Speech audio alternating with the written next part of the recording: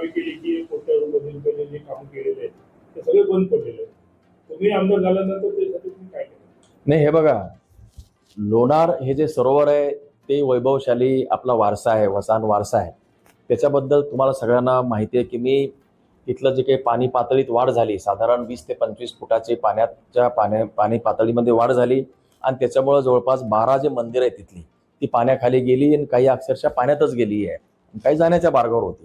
याचं कारण त्या ठिकाणी काही नैसर्गिक झरेचं प्रमाण मोठं झालं, पाऊसही खूप आला होता यावर्षी, त्यामुळं खूप मोठ्या प्रमाणावर पाण्याची पातळीत वाढ झाली. ही गोष्ट जेव्हा जानेवारीपासून लक्षात आली तेव्हापासून मी या गोष्टीचा पाठपुरावा करतोय आणि त्या संदर्भात मी माझी पत्रव्यवहार पण केला आणि मार्चच्या अधिवेशनामध्ये हा विषय मी धसास लावण्याचा प्रयत्न केला. हे जे याच्यामध्ये काय झालं तुम्हाला सांगतो, तिथं एक पुरातत्व विभाग आहे ज्याला ASI म्हणतो आणि दुसरा आहे वन्य विभाग जो आहे, वन्यजीव विभाग, वन्य प्राणी विभाग. तर ह्या दोन हे विभाग हे केंद्र शासनाचे विभाग आहे आणि हे सगळं त्यांच्या कंट्रोलमध्ये असल्यामुळे या दोघांचं कॉर्डिनेशन नाही आणि कलेक्टर या सगळ्या ह्याच्यामध्ये समन्वय करतात.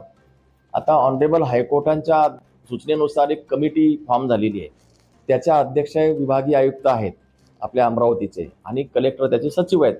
पण या ज्या बैठका आहेत त्याही नियमित घेतल्या नाही. स्वतः कमिशनर ज्या अध्यक्ष आहेत त्या आल्या नाही. या विषयावर मी विधानसभेमध्ये आवाज उठवला.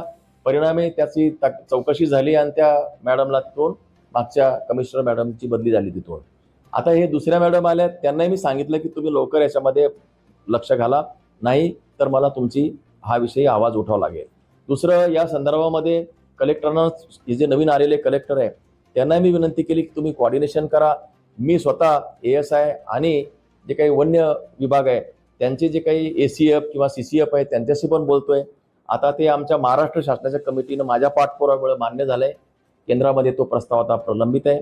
मला असं वाटतं की 1-2 दिवसामध्ये तो आला म्हणजे पाणी लिफ्ट करण्याची जी प्रक्रिया आहे ती सुरू होईल. साहेब, नागेशवाडी तुमच्या मतदारसंघात